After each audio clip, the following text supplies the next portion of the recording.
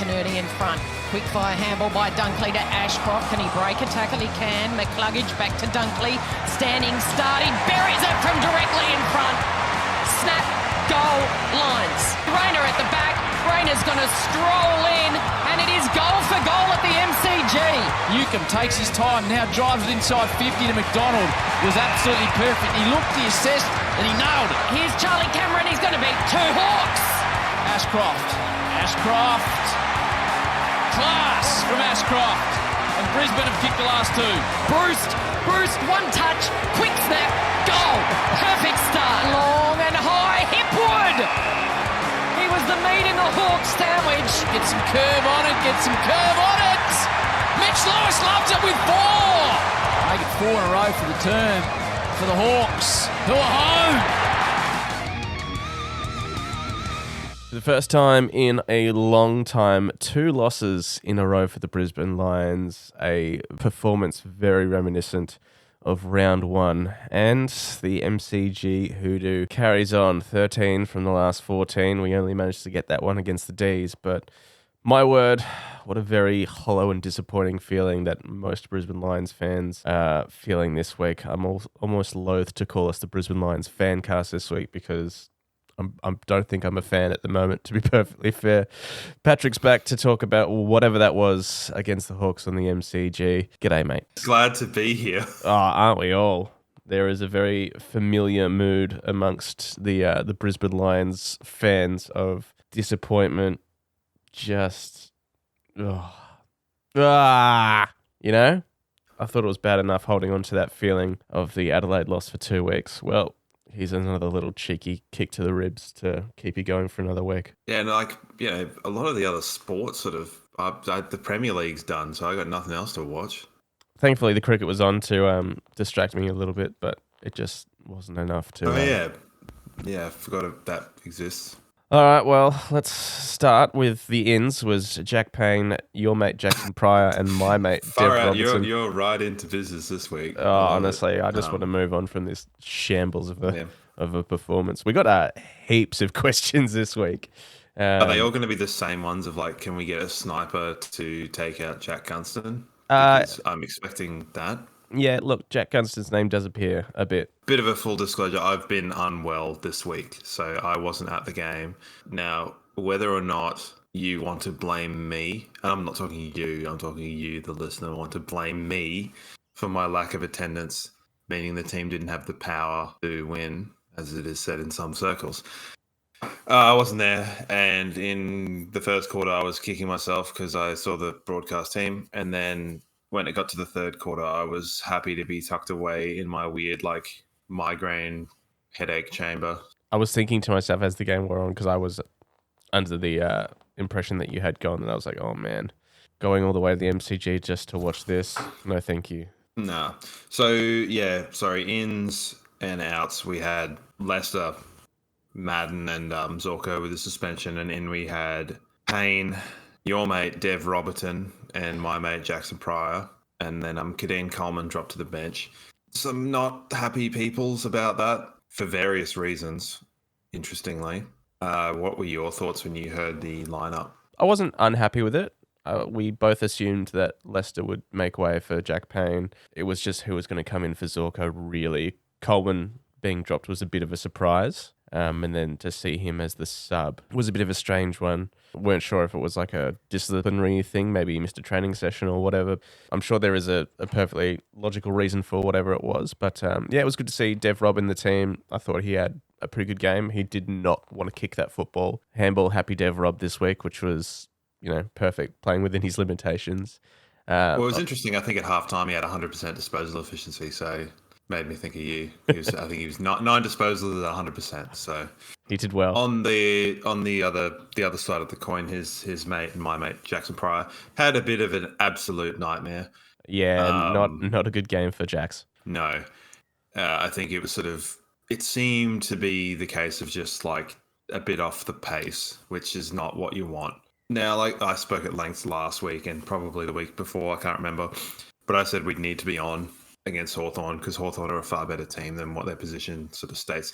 Funnily enough, they're half a win behind Carlton. But a weird duality that when we were developing, we had a couple or 3 wins, I think, over Hawthorn, a couple at the Gabba, a couple in Launceston, and now they seem to have a bit of a kryptonite thing over us now that they're garbage and we're apparently not. So how that is weird, I don't really understand. I definitely think that their game style stacks up really well against us, and that Mitchell is sort of coaching about sort of 5 years in the future. The game style, we've seen it shift from sort of kick mark possession stuff in the early 2010s to the manic pressure. Then West Coast kind of came in and broke that with their, very efficient disposal. I think maybe the game style that they're coaching towards is something that will be a shift in a few years. And maybe they're just a bit ahead of the times, because I don't necessarily think too many of the finals-bound teams play that way with that sort of level of kind of hour running. And it was weird, though, like far out, it was weird.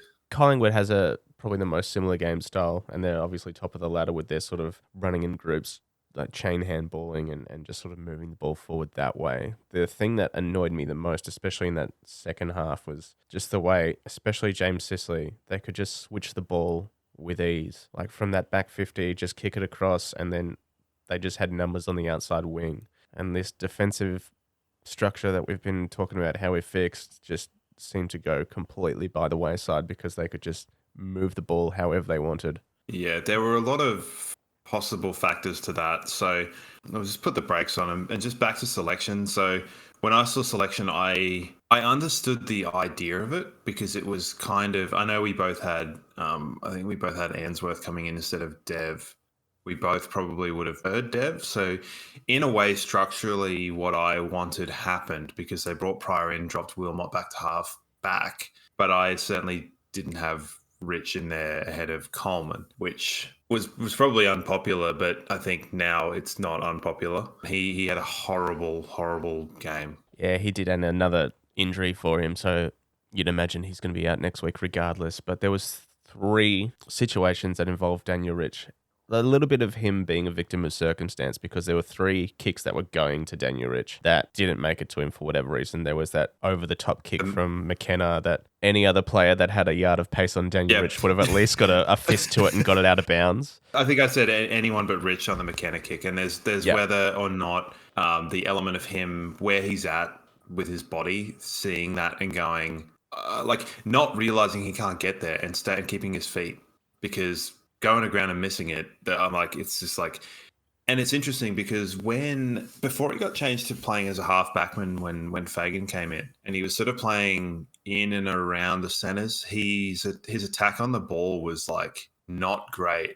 And that was one of the big things that improved when Fagan came in 2017. That was one of the things. It's like, oh, he can actually attack the ball.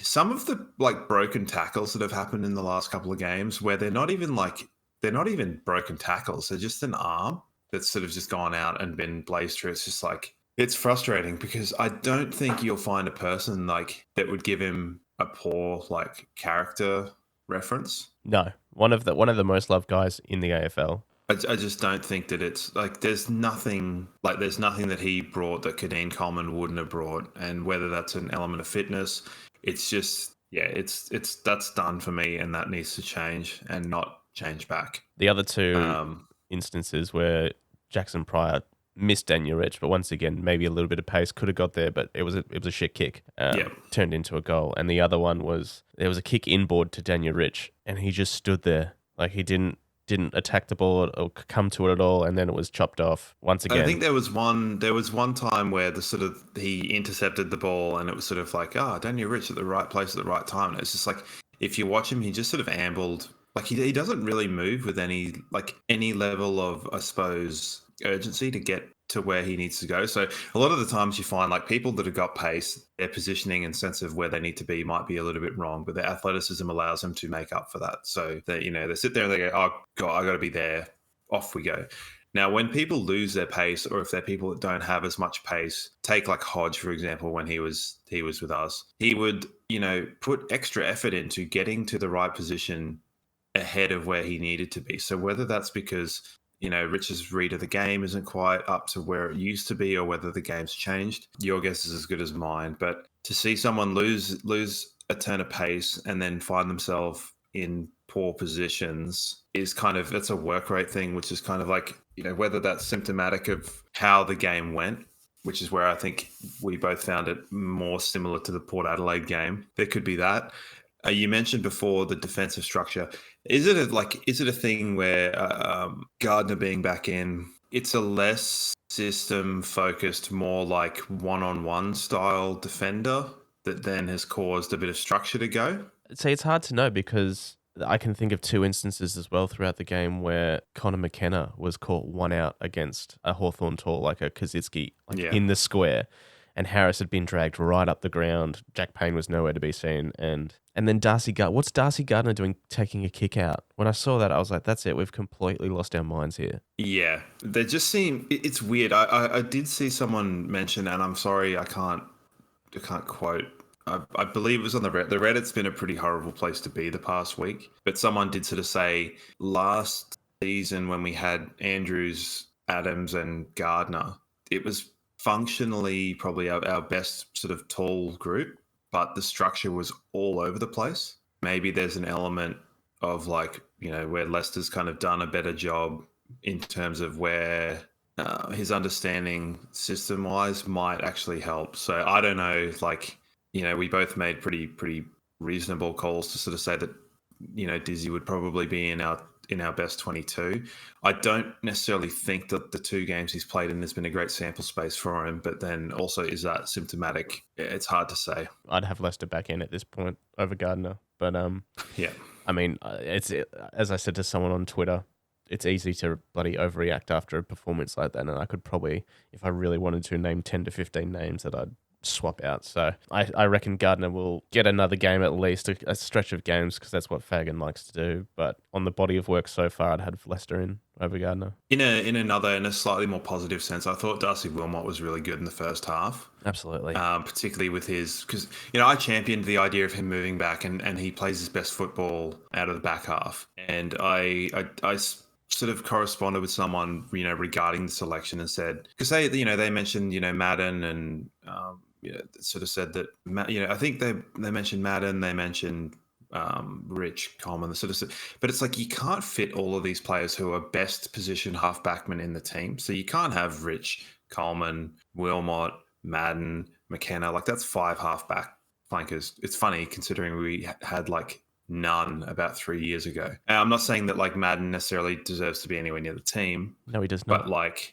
I've spoken a fair bit about playing players in the right position to allow, whether it's the best players to play in the position that they play best in, rather than shoehorning a bunch of people. It's not fantasy football, which is another reason why I understand Gunston's under a lot of heat. But structurally, it should work better than it is. It should work better than it is working, because it's sort of, you then go to, we've gone from 3.5 talls or 3 talls and a ruckman to now 2 talls and a ruckman ish. So it's hard, because I think it should work, but I think our individual performances are letting us down arguably worse than the system is. How, over the last few weeks, have you seen a team dispose the ball as inefficiently as us, or so many bad kicks? We can't seem to get a bounce of a ball. The handballs aren't going to chest or to hands. It's insufferable. And, we were speaking last week about the best wins and the worst losses, and this has taken the number one spot of worst loss for me, by the way. But the best win we spoke about was that Carlton game. A key feature of that game was the ability to lock it in our forward half and keep it in there, forward entry after forward entry after forward entry. And I guess maybe since that game against Essendon, where they put a number back, that has sort of dropped off a little bit. Yeah, we got it against the Crows and we pissed away our chances, 1-9 in the third quarter, as we all know, but we could not keep it in our forward 50 at all against the Hawks, and they just moved it out with ease. Yeah, it was odd to see. One thing to be said, the Hawks were moving the ball pretty confidently, but also there, Kaczynski and Mitch Lewis were just taking every mark. Sicily was playing I don't understand if Gunston's out of form, and correct me if I'm wrong, why would you have Fagan try and get Gunston to do a job on Sicily when it's like, it just seems a bit kind of tone deaf to be like, okay, the guy's struggling for goals. He's not having a great deal of impact. There's a bit of rumblings about him not playing very well amongst the fan base. Let's make him do an attacking defensive lockdown job on one of like the better kind of playmakers from the back line. How's that going to go well in terms of optics or even performance? Like, even if he has a good game and Sicily's ineffectual and we win by 50 points, no one's going to care. Like, yeah, it's probably the sort of thing that would go unnoticed for the wider public, but I guess internally would get praised quite well, because if he's not going to hit the scoreboard, you might as well give him something to do, and if that means nullifying Sicily, who was best on, then that's kind of a win in its own little way. yeah, but when the like, maybe it is a thing where, like, you know, who cares what the wider public are saying, but like, if the guy's going to wind up getting booed or something at the Gabba, you know, after, because, you know, consider it this way, we'd won 7 in a row, and people were still saying he probably didn't deserve to be in the team. So it doesn't really matter, like, internal metrics aside, because we talk about them a lot, and like how that's why Hittenwood is more valuable than he has been, because of the internal metrics to go by. But like, most people don't have that opinion. Good for him to put through some goals, and Rick's goal kicking is probably one of the more trusted goal kickers in our squad at the moment, I'd say. Yeah, I mean, you say that, but when he's sort of ambling at about 1 kilometre an hour, far out, it's weird. Yeah, the calls are coming for Gunston, and last week I said he was going to be on extra watch because all the ingredients were there for him to have a good game, a week off with the bye, back at the MCG against his old club. Like, it was all there for him to play his best, and it was one of his worst. It wasn't good, and I think there's been a couple of repeat offenders for people that have had poor games. Like, Jared Berry was almost anonymous until you realised that he was on the field when he got put to Jai Newcomb in the fourth quarter. He did well. Like, Newcomb was punished us in the third quarter, but the fourth quarter, the damage was done. Newcomb absolutely broke that game apart. Yeah. Whether it was the fact that he had been playing on Lachie Neale for the first half and decided to go off him and then impact the game, but like, yeah, the writing was on the wall, and I've been saying that for weeks about Joe Newcomb, and like, you know, in reference to anyone that's kind of got a hold of Neale or anyone that's gone head to head. So, because it's, you know, morbid flashbacks from last season. I've just got written in my notes, like, we need to make Sicily accountable, and that's like the second note of the game. Yeah, because he was already having an impact, and just nothing happened. Yeah, we were in that game and we were ahead at halftime, basically due to the fact that our pressure was like utterly off the charts. Yeah. But that's not going to necessarily, you got to make the most of whether it's territory, whether it's opportunities. And in fairness, in the last like couple of minutes of the half, we did. But far out, it's like a false economy to expect that you're just going to like blitz in a couple of minutes and then win the game. Like, there needs to be a more consistent element to it. 100%. And even in the first quarter, I took a note of 13:39 left on the clock. There's a little bit of stalemate, like a bit of goal for goal, but, you know, the first sort of 6 minutes or something, no one was actually putting any scores on. I wrote down, like, a better team would have put 2 or 3 goals on us in that first little bit. And then by the time that we went into 3/4 time and we were only 10 points down, it felt like we were 6 goals down. Yeah, it was an odd element where we didn't look like we were going to win really at any point, other than that 2-minute spell where Hipwood got a couple goals and someone else did. I think Chuck got one on. Yeah, it was like, yeah, if we can go on with this, but there's still that, like, if we can go on with this, it's like, why is that still not a thing that's kind of assumed? I don't know. It was odd. I got a message from my brother in the second quarter when we were kind of getting away with it. He said a better team is putting us to the sword here. Yeah. And the funny thing is that it did by the end of the game. I messaged you, I think you had a few last night, so you might not have got this back to me. But I said, like, where can I find the stats for set shot score that is a set shot? Because to my knowledge, I think Hawthorn kicked pretty damn straight and maybe hit the post once or maybe hit the post twice from set shots, and that was it. And they were sinking everything. Yeah, and that last goal from Dylan Moore to really like put the nail in the coffin was like up against the boundary. It was a beautiful set shot from Dylan Moore, so well done to him. If you've got a mate that loves the Lions, tell them to get the podcast into their ear holes. Hugh McCluggage, I thought up until he was murdered, he was having a good game. Like his tackling especially was brutal. And yeah, it's always been a problem for us. Like not just this season, but maybe the last 3 years. Just we can't seem to stick tackles that well. Like there's a handful of players that can, but our tackles seem to get broken so easily. But I thought Klug was doing quite well in that aspect of it anyway. Yeah, I'd strangely enough made a note to that in the second quarter as well, because I think he won maybe 3 holding the balls in quite quick succession. It's it's hard to sort of think when you look at the timing of the tackle that he went down in, where we were 8 points behind. That drops us down 1 on the bench. It was almost just like that was draw a line in it then. The weird thing is we had like the tiniest bit of momentum just before that. Yeah. And then the decision to walk off was strange. Like I understand he probably didn't know what was what or where he was, but like the stretcher, the cart was already out there. Just get on there, because it really took any sort of momentum away that we may have had, and it stopped the game for like ever. Was it like sort of like a country style hard man thing of like I'm sure there's a little bit of like pride and ego involved in that as well as general confusion, but it was an odd call. Yeah. Speaking of the tackle, holding the ball, given the ball went, I was like, oh great, McCluggage is dead. Not a great tackle. Like possibly, in my opinion, the worst since the Nathan Broad one, because he smashes him and he pins an arm. And the ball's gone, and it's Sicily. Like, Sicily's a renowned... Like, he just came off a suspension. Yeah. I know it's probably going to cop a lot of heat, but there's a lot of different views of it. I think Brockman being there and kind of, like, air quotes interfering with it actually helps lower the amount of momentum. So it actually makes it safer. But the optics for me of, like, the head and then Sicily pushing off on his like neck as he gets up, looking over to him to see him like dead, and then continuing on, and then being like, oh wait, maybe I should go back. It looks bad. It's bad. Yeah, I'm sure it'll get some weeks. It's a tough one. I don't like looking at it. I don't think there was much malice or intent in there, but there was a. You can't pin an arm and sling, and it's a sling. Yeah, like he'll get weeks. So it's straight to the tribunal for Sicily. And it's another one as well where he kind of uses his own legs Sicily's legs get used as like a like flip over the thing. So it's like, yeah, it's odd, but yeah, at that point in time, absolutely the curtains. Slight positive in that fourth quarter was Kadeem Coleman came off the sub bench, and I think he showed more than a lot of players, quite frankly.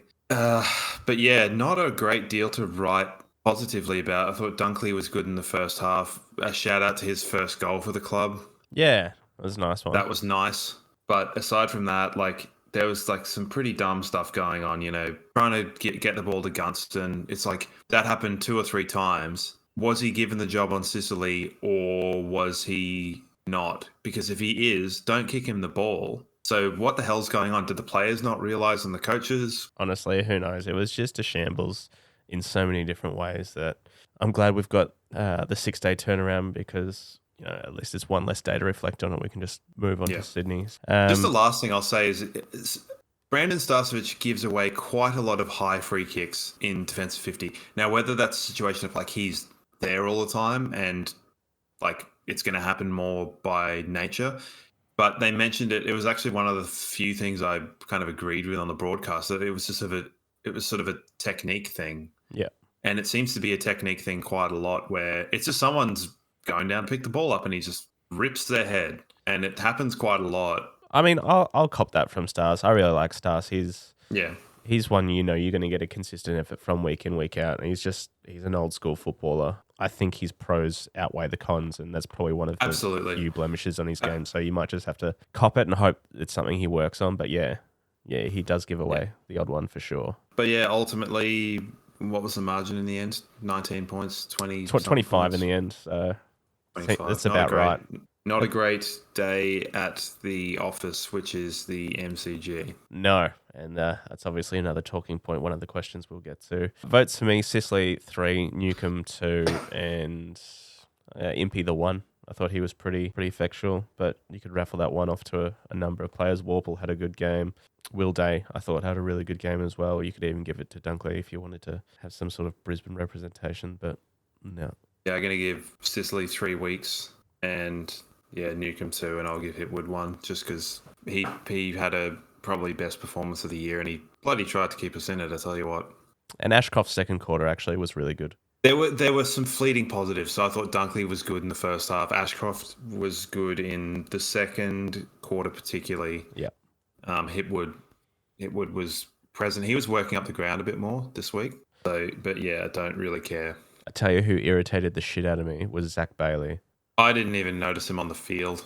There was 2 instances where he decided he wanted to hack it off the ground. Fresh Aries, where he had enough time to pick the ball up as well. I don't know. It's like his game sense, his footy brain, it's just gone. He's spraying shots at goal as well. Well, that was one of the things that I talked about last week, maybe, or the week before. I said, the threat around the goal for the kind of opportunistic style, crafting a kick, and he kicked one out on the full and one like pretty glaring miss. It's sort of like, dude, that's what you need to do to kind of like balance out the garbage that's going on at the moment. Yeah, he was didn't do it. Yeah, so he was really poor. Oh, we'll touch on the VFL as well. They suffered their first loss to Box Hill as well. Went down by 19 points as well. Whether that's got to do with a number of the key VFL players moving up to AFL level or just not our day again. Jared Lyons best on for us, 31-1. Tunstall looked like he had a good game. Lohman another 2 goals. Fletcher hit the scoreboard to go with 18 touches. Fullerton's had a couple of quiet weeks now, so 5 touches, no goals. So he had an absolute stinker. Yeah, not too many positives from the weekend all round. Yeah, it's a frustrating one. Get in touch anytime. Shoot us an email at blfancast@gmail.com or join the Discord. Okay, got a lot to get through. Obviously, a lot of thoughts on people's minds after that game, and I knew there would be. Let's go. We'll start with Twitter. Loz, is our lack of selection integrity going to lose us a premiership second half of the year and several senior players still playing well below their best? And all you need to do is look at the contrast in Port Adelaide, where Ken Hinkley's willing to drop his captain, and they've won 10 on the trot now. So there's the old adage of Fagan's favourites. There's players that just won't get dropped based on reputation alone, and I think Jared Berry falls into that one. Yeah, so I think it was brought up on Discord, the idea of like a lot of important impact coming from the bottom 4 or 5 players in a list. And that's something that's obviously mirrored with something that I harp on, probably have touched on quite a few times, like the 0-1 Carlton game where we underperformed and Lee Matthews brought up sort of not the superstars and said, these are the guys that are giving more. I think there's a situation now where some of the players that we thought would haven't quite grown into like the game-breaking players that we thought they might. So you're looking at them to be more of your kind of bottom-performing players in order for them to like actually contribute in a tangible sense. So like, I'm talking, for example, like, so not to go on about it, but Rich and Zorko, they're not the players you necessarily need to rely on X factor or like breaking a game open. They need to just be like, Rich out of the team, but Zorko doesn't need to be there to like win us a game. He needs to be there to add a bit of sugar and spice. And we need to be looking for other players to provide that like game winning kind of flair that he used to. But there hasn't seemed to have been a progression from that. And like certain players are stagnated and stuff like that. I'm being very general, but I thought Zorko would have helped us immeasurably on the weekend by the ball. Probably, but he's off fingering someone's eyeball. So like, yeah. Yep, like, you're right. Yeah, it's a tough one because it's like, if that's the thing that I'm not saying that you're relying on it, but like, if that's something that you're like, oh, that would have helped us, it's unreliable by definition because he's not there. So selection integrity, yeah, I think that's kind of what I was talking about with internal metrics, where it's like, yeah, it might be important that Jared Berry's running, and he might be running a lot on the GPS on the wing, but that's not showing a lot to kind of abate people's kind of worries about how they're playing. But in terms of favourites, I don't know. I don't necessarily think that the selection integrity it's not going to lose us the premiership. The reason that we're going to lose the premiership is because the players aren't playing well. And I also think that when you're talking about a football club, not all of it is up to the coach. There's a big group of people that are doing selection. So it's not just Fagan. And whether it's what they're judging the players on is sort of the issue. There's a lot of, I guess, selection-based questions and like a lot of names coming up. So on Instagram, Reece Gunston still trying to fit into the club after 12 rounds in a bye, still below average at best. Very little effect on games to the point where he feels like he's a ghost on the field. 6 disposals and 2 tackles against his old team felt weak. Daz Pedge said he's had a free ride, it seems, for a long time now. What the hell is Jared Berry? He's experienced enough not to be doing a whole lot of nothing. Link McCarthy gets a couple of mentions as well. Jonathan on Twitter, no reason in the world McCarthy shouldn't have been dropped yet. John Gills, thoughts on why Gunston is still on the side and why Lohman isn't. Yeah, there's a lot of just selection, who needs to come out, who needs to go in. Jamie's mentioned Pryor, Gardner, Link and Gunston, and Daniel Rich, which we've touched on. Yeah, I agree to a degree, but I think that a lot of this is sort of playing fantasy football a little bit and just putting kind of best players on there with no kind of thought to sort of structure and system. I'm not saying that necessarily means that the structure and the system is the thing that's more important, and also hindsight's wonderful. Like, that's the worst game Pryor's played. Like, when he played against Collingwood, he was great and got dropped. You know, he kicked a goal. He was clean. He was clinical. He was everywhere.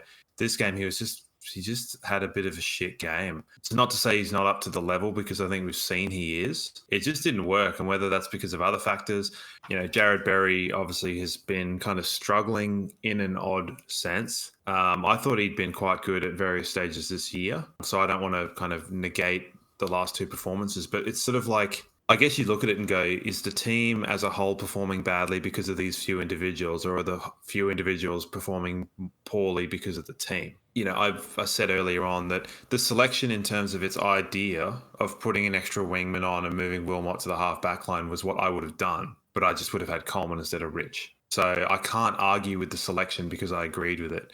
I can't remember if I said to you off air, but with the Gunston thing, I saw someone sort of mention, okay, we'll play Danaher and we'll play Hipwood as our 2 talls and have Rayner as the 3rd tall. Now, we spoke last week or the week before about Rayner wanting to see Rayner as more of that Dustin Martin, De Goey, stringer, roll forward beast. And it's like, so do we want him to be that, or do we want him to be a 3rd tall? You know, pick one. I think the idea of Fort coming in for Gunston to take a bit of heat off might be a good idea. I think he'll stick with him. I don't know if I agree with it. I think he will too, but I'm at the point now where I'm sort of joining the echo chamber of get rid of Gunston.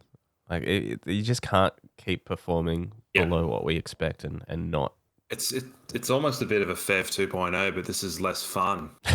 Yes. I don't know. It's hard to be critical, you know, with someone losing a parent like that, what that would have done. But I think I said that he shouldn't be in a position where he's not willing to have a conversation where it's like, I'm having difficulty and I can't play football. Yeah. He should be able to do that as a 30 plus experienced player that knows Chris Fagan well. I guess it's the sort of thing where if it hasn't been brought up as a problem for him, or, you know, we don't know, I guess he's just treating it on the merit that it is. And it's hard because Kai Lohman's not a tall. So then you're giving up talls. And then what'll happen is we'll have our 2 tall forwards and then we'll have the 3rd intercept marker have a blitz. But I suppose with the way Sicily played, what's the point? It's a tough one as well. And like Aliir did the same thing against us in round 1 as well with the same lineup. I think everyone's just wanting to see what it looks like. Sure, if we lose another match, like we're losing them anyway at the moment anyway, 2 in a row at this stage. But I think everyone just wants to see what it might look like. If that comes at the expense of Gunston and now Link McCarthy is another name people are throwing up, I'm more inclined to persist with McCarthy. I don't buy into the Link McCarthy thing, because I think the service and the evolution of the forward group in their pressure sense, and the fact that we had like the highest. I'll admit the pressure gauge stat is a bit bloody how you going, but like, you know, our pressure was really good in the first half of that game. So the pressure forwards don't really have a great deal because, the pressure forwards aren't kicking goals. They're there for pressure. The pressure stat was high. So by the metric that they're probably being judged on, they were fine. I don't think Link's warranted getting dropped yet for that same reason that just because he's not kicking goals doesn't mean he's not contributing to the team. I think he is. But I'd probably argue that there needs to be a little bit more effort in the midfield from Neil and from Ashcroft in a defensive sense. Because just because we've got Dunkley in there who's willing to put himself there doesn't mean that they don't have to. Because a lot of I saw Neil get blitzed and got, just Newcomb ran past him. And then times where Neil in the third quarter just decided to bomb the ball straight up the guts to a 1-on-2. And it's like, that's your captain. What the hell? What are you doing? Yeah. I think whilst Neil got a bunch of the ball, I thought it was one of his probably poorer games. Yeah, he hardly offered anything. I've got a question. Okay, yeah, let's go. I got a question from the other JB. Oh, okay. It just says, love the pod. That's good. Trying to work out why we can't seem to apply consistent effort with the list we have. It mentions selection as well, but the players on the field should have got it done. We've had so many what should have been the old line in the sand games by now. What to do? Yeah, that's what makes that game so hard to stomach, is because that's the game good teams win. Yeah, but good teams win well. We haven't really won games well. I don't know about that. That stretch of 7 in a row, we were putting away teams by 40 points. I mean, albeit Carlton, GWS, Gold Coast, Essendon. But, that's true. But how many a good times win. did we go to the Gabba and watch a 50-plus point smashing? Yeah. For years. And it was teams that were, top of the table down to 10. It didn't matter who. It was just take no prisoners, and we'd get scalps from teams around us in the bottom kind of quarter of the table. But there's no way that Premiership era Geelong, I mean, I know the miracle on grass happened and 10 years on, but whatever. But there's no way that those teams are getting beaten in the way that we tend to get beaten on the odd. Similar to the Essendon game last year. I know we had 1 million people out, but just felt wrong. Yeah, the weekend's game just stung in so many different ways, because it felt like, it's a loss in the season, and I know Fagan will bust out the old, you can't take any team lightly and any team on the day, and we need to blah, blah, blah. But that just felt like so much more than a loss in a home and away season. It's a game we needed to stay in touch with Port Adelaide. It's a game against the MCG to silence those sort of critics.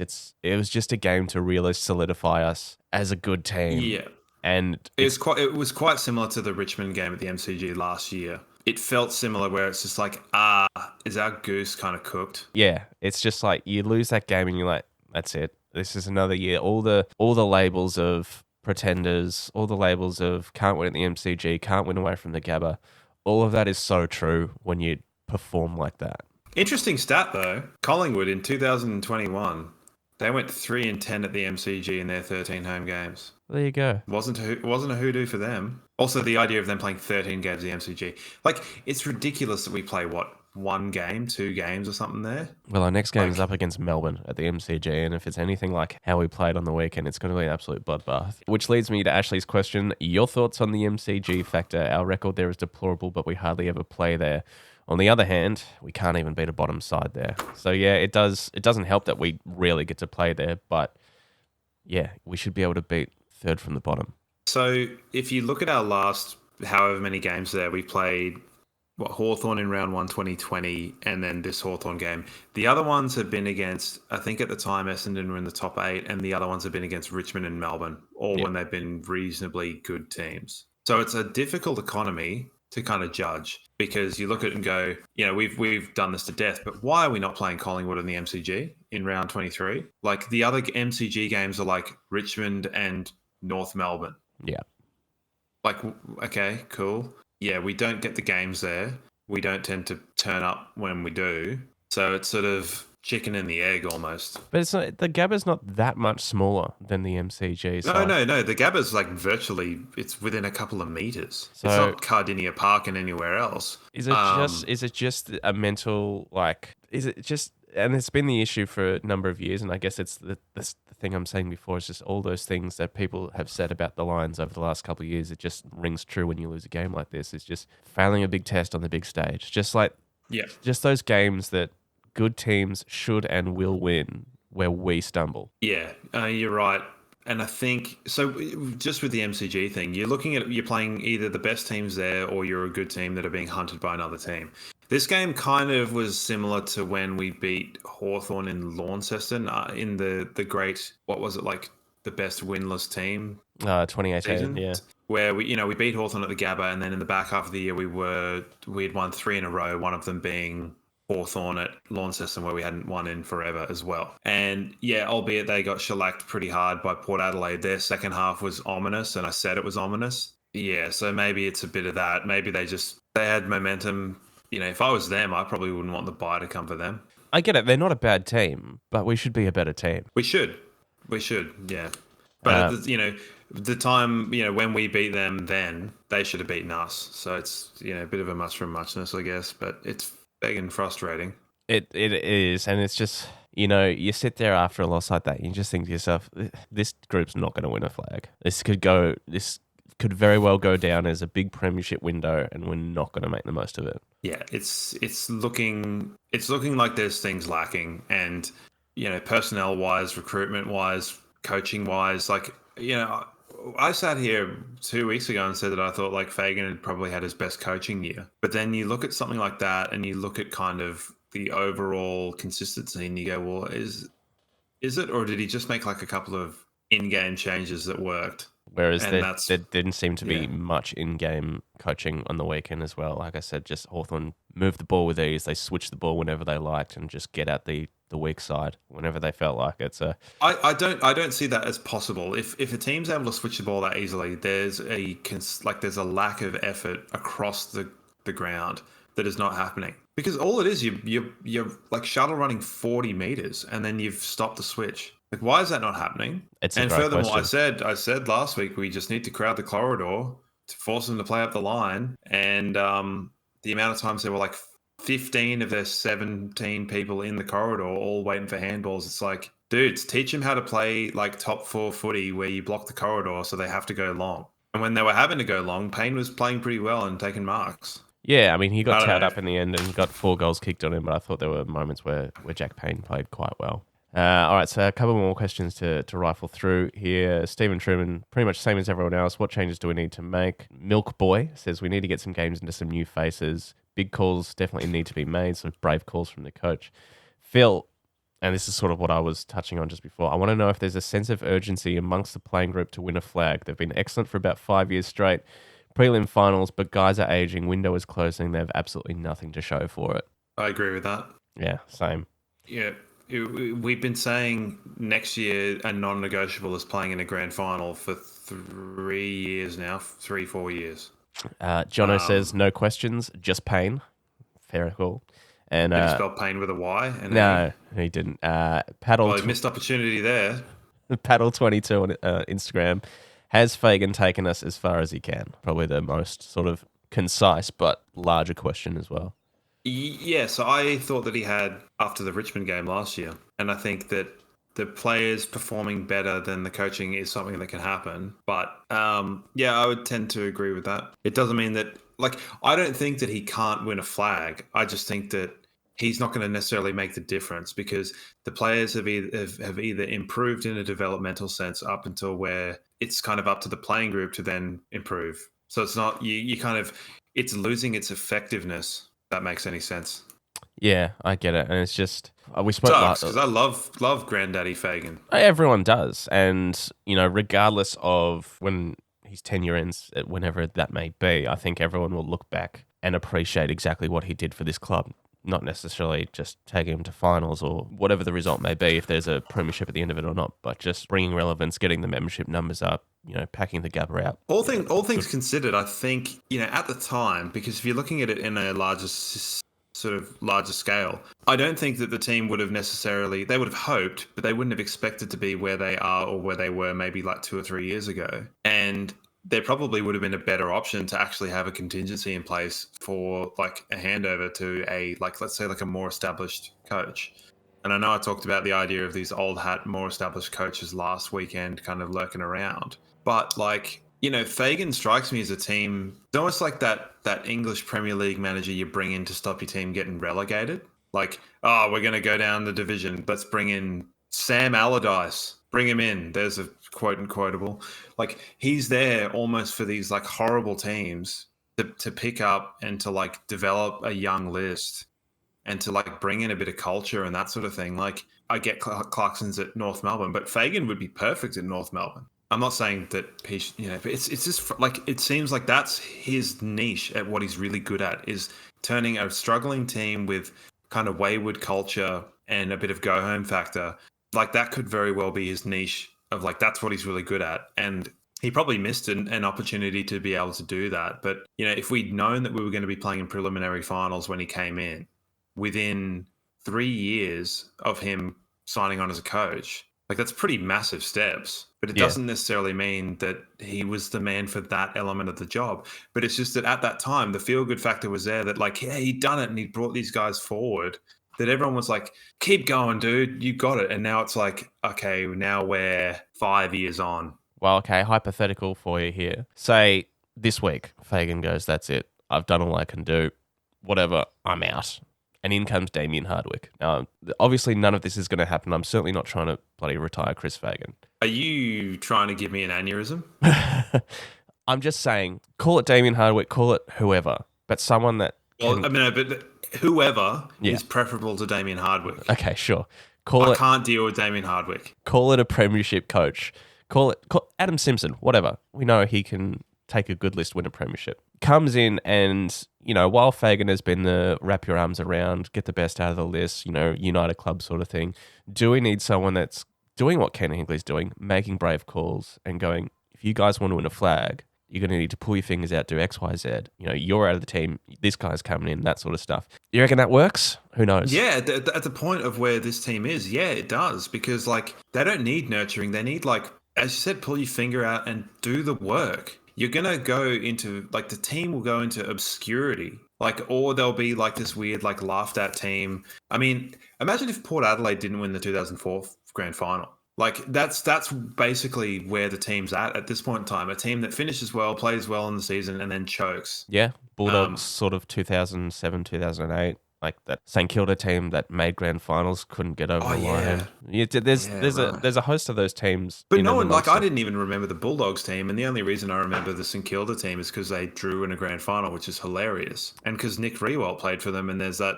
goal square smother, the librarian moment. But they're the only things I remember about that team. Yeah, but as you said, you don't remember the Bulldogs team, but they were chronic finals performers for 4 or 5 years. They just weren't as good as Geelong at the time, Hawthorn, bloody. Sydney West Coast, that sort of thing. So they, as you said, just drifted into obscurity. So we're very much in danger of that. And, even North Melbourne, I want to say, maybe 2013, 2014 when Brad Scott was at you were saying they were playing in prelims. They were playing prelims. Their list probably wasn't as good as ours is now. But, they made prelims for a couple of years or semis or whatever. So, but you don't remember them because you remember them being garbage for the last however many years. It's just... Oh, man. It's almost like you sit there and you go, I said we'd win the premiership with Brad Scott as a coach last year on grand final day this year. Yeah, that's what I said last year on grand final day. Just after all the Hawthorn stuff come out, I said, we'll win a grand final and Brad Scott will coach us. And at this point in time, you kind of like, is a better option, maybe? Look, I don't know. I don't want to see any changing in the coach because I was critical of Damien Hardwick and the way he did it. Like, I'm a big believer in you need the off season to then sort of build going forward. So the last thing you'd want would be to kind of throw the ashes of this season to the wind. I mean, the other thing is, like, Damien Hardwick was on the chopping block at the end of 2016, infamously. They changed the group around him. And we haven't had any sort of significant change in our senior assistants for a long time as well, Mark Stone came in and Cam Bruce, but forward to back, but there hasn't been anything like super serious. Like, you look at the group that Craig McRae's got around him. He's got Justin Lepage and Brendan Bolton, who are obviously two senior AFL coaches, former AFL coaches, yeah. And I mean, you just need to look at the results of the way Collingwood are playing. Who, Craig McRae isn't exactly a hard ass. He's loving his life. He's, he seems like a similar style of coach to Chris Fagan in happy-go-lucky, wrap your arms around sort of empath, but he's got that support around him to help out where he's needed as well.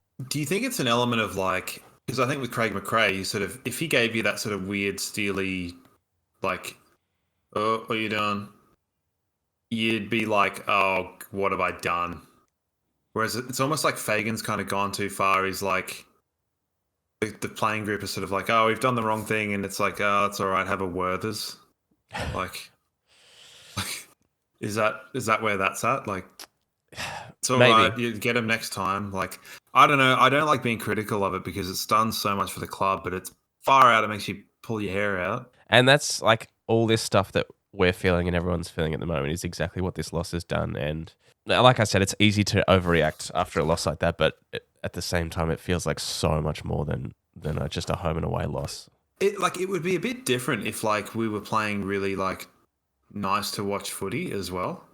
The thing is, the games generally have not been super enjoyable watches, whether you're looking at it as like a tactical sense or as like a free-flowing football that's really nice to watch. Like, we're not playing like the Crows, which is nice to watch. And, you know, the game that I've enjoyed the most has been that Carlton game because of kind of the tactical masterclass, which is a different thing entirely. But yeah, when you're not playing like good style and your results are kind of questionable, it does make things frustrating because, yeah, there's an overall kind of enjoyment that's sort of lacking right at this point in time.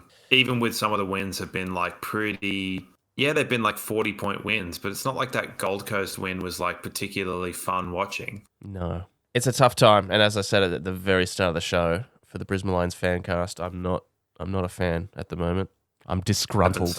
The thing is, like, they've got to know this stuff, don't they? Like, I mean, they have to. If we know it, who are we? If we know it, if all the fans out there are saying all the same stuff, like, surely they know. But I guess, yeah, the issue with a defeat like this, as we said, is that, like, it brings all of the bad shit up. Yeah. Like, all of the things that, like, you kind of like, oh, yeah, you know, you take the good with the bad, but then it's like, can we just, like, get rid of the bad? Make sure you follow us on socials. Just search for BL Fancast. Well, a huge shout out to everyone that got through with their questions via Twitter, Instagram, always email as well, blfancast@gmail.com. I'm hoping this time next week we won't have as many questions because it will mean that this game's just in the bin and we're back on the winners list. But thank you to everyone that did get in touch. I had a feeling it was going to be a little more intensive this week after that performance. But yeah, let's put it in the bin and get nostalgic. Let's talk about them changes. Yeah, you can't wuss out on the most difficult segment in Brisbane Lions Fancast history, the team selection this week. Fair enough. And geez. I mean, obviously, Rich and Klug go out, so Kitty just comes straight back in on the 22. Cluggage is a hard one. I think Dev Robb holds his spot. I might bring Harry Sharp back in. I kind of like what he brought to the club in those weeks he was playing. I think I converted you. Yeah, like everyone else, when his name was first thrown in, I was a bit sort of what? But I might have him back in, and. Yeah, Zorko comes back in as well. And I'm dropping Gunston. I'm bringing Lohman in just to see what it looks like. It can't be worse, surely. I agree. It can't be. But, yeah, look, I've got a feeling that it's just going to be Rich and McCluggage out and Coleman and Zorko in. That's going to be all you're going to see. I know. And it's probably is that simple in reality because, like, if you just make, swathing changes, then it does disrupt your team as well. So... I just want to see a little bit of ball sack from the coaching group, Yeah, I mean, you could go wild and go try this one on for size. This is the madness. So Rich, McCluggage, Pryor, Gunston, Gardner. This is the one for the fans. Yeah, not necessarily what I'm saying, but Rich, McCluggage, Pryor, Gunston, Gardner, and then Coleman, Zorko, Lohman, Fort, and Leicester. That's the people's lineup. Yeah, you're not wrong there. I did mention Sharp there. I might even drop Jared Berry for Sharp. Oh, yeah, right. Okay, so, yeah, okay. But, I mean, I don't think Sharpie's in, like, the people's list as it is. Like, no, I don't think Sharpie's in the people's list, but I can tell you Jared Berry's not in the people's list either, so... Yeah, well, from some people anyway. Oh, Callum Archie, bring him in instead. There you go. That's the people's person. Yeah. So we've got your ins and outs, we've got my ins and outs, and we've got the people's ins and outs based on genular. I've invented a word. That's how mad I've gone. General consensus. Yep. People's list. And you know what? I don't think any of those lists is going to be...